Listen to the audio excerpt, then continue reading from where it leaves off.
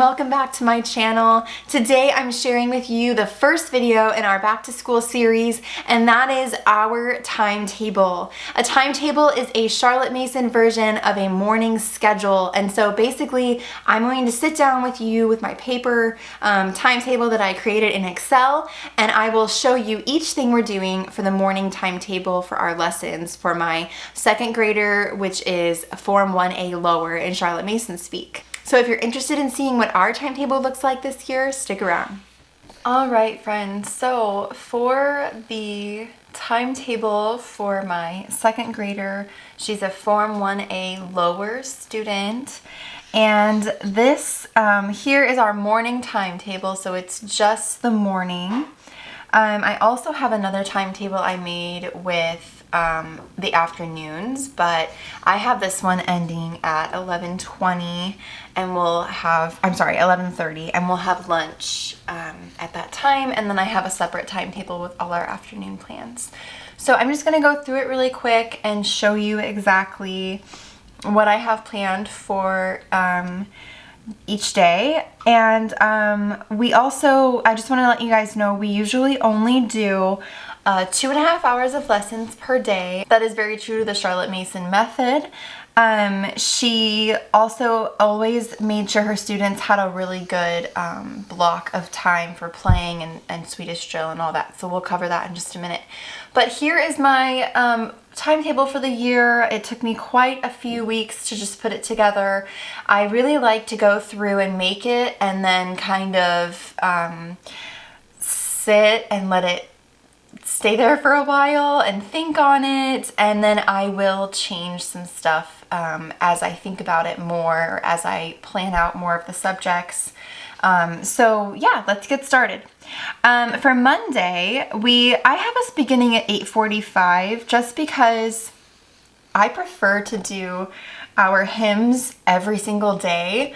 With the CMEC, a lot of people decide to just do the hymn and the folk song once a week sometimes, but I prefer to start our morning with a prayer, our scripture, and then a hymn and a poem, and we use our TBG songbook for that. So we begin our day with that at 8:45, and then our formal lessons start at 9 o'clock. So at 9 o'clock we begin our Old Testament lessons, and then after that we move into our natural history lesson. This is from Arabella Buckley's works. We are studying trees and shrubs this year. And pond and river, we're finishing that up. But so after that we spend 20 minutes on Old Testament Bible, 20 minutes on natural history, and then we move into French, and we'll probably do a lighter subject for this day. So for French we have vocabulary, we have songs, we have stories. So we'll probably do something lighter since I have 2 back-to-back lessons here. And then after that we will do arithmetic, and we'll move into our drill and play block. So we will spend 20 minutes on arithmetic, and then we have a 30-minute block for drill and play. So after our drill and play block, we'll move into our geography block. This is one of 2 blocks we have during the week. And it's funny, I actually wrote Ambleside. We don't use Ambleside, but I meant to write Charlotte Mason or Elementary Geo here, and I didn't, so I'll have to change that. But that will be our geography block. We'll work with maps, and we will do our quick elementary geography lesson from that book. After that, we'll move into copy work, and we will do reading. We read quite a bit in this house, so our reading lessons honestly are several hours per day. My daughter's reading aloud to me, and we're just going to keep reading together for this year. I have a whole video on how I taught reading, so I will link that in the description.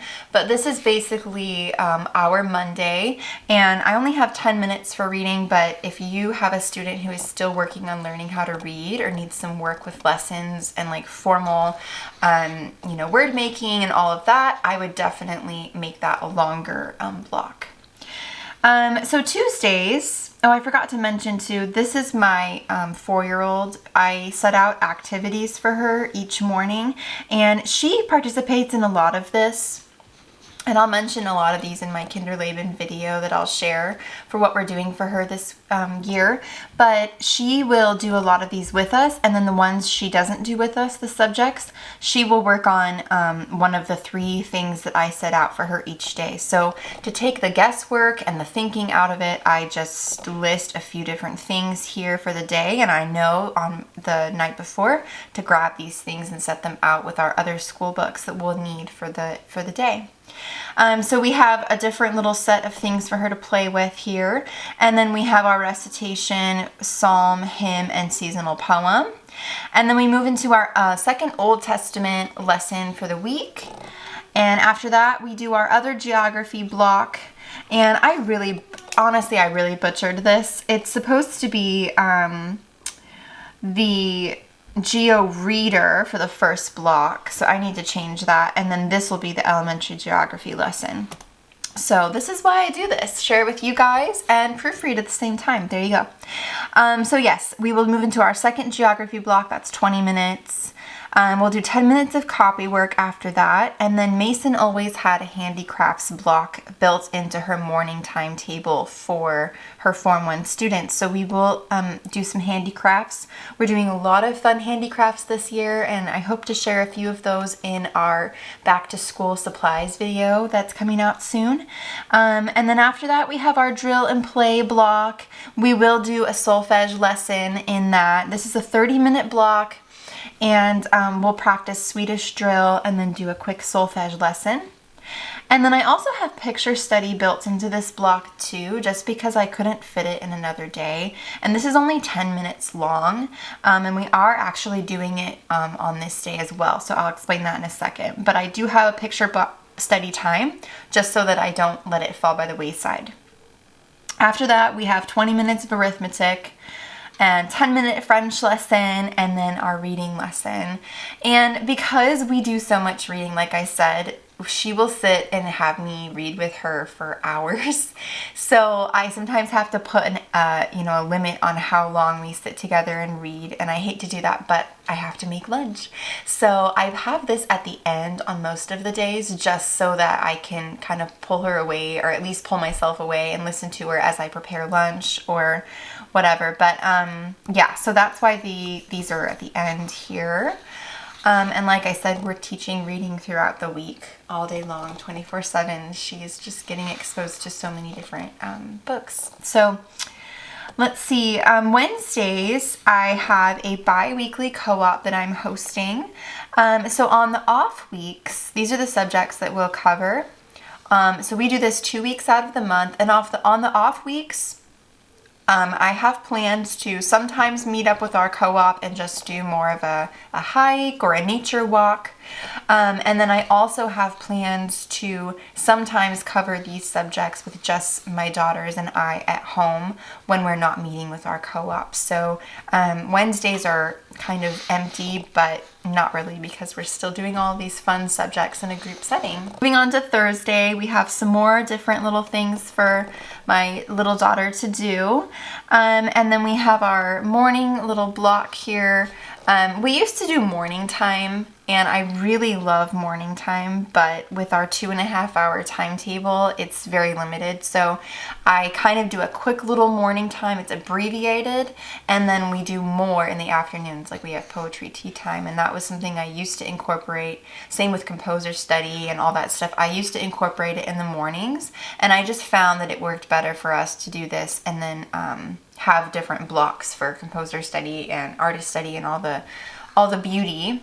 We still fit it in, but we don't do it in the morning, and it took me a while to get there. If you watched my last video last year, I actually had quite a big chunk of time that I was spending on our morning time loop, and it just didn't work with doing the timetable that we have. So I'm glad I switched it. I did switch it about halfway through the year. So anyway, next we have our Bible lesson. This is our New Testament Bible lesson, one of 2 for the week, and it's 20 minutes long. We move into our natural history lesson.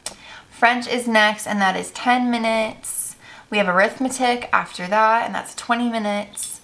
We have the drill and play block, and we're focusing on folk dancing for that day. copy work block. It's 10 minutes long. We have a 10-minute reading block.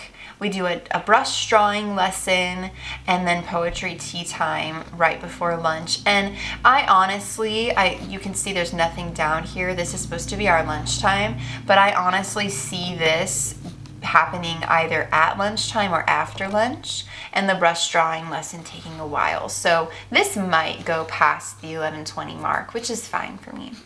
But that is just listed there at the end because poetry tea time is usually about a half hour. So for Friday, we have some more things for my little 4-year-old to do.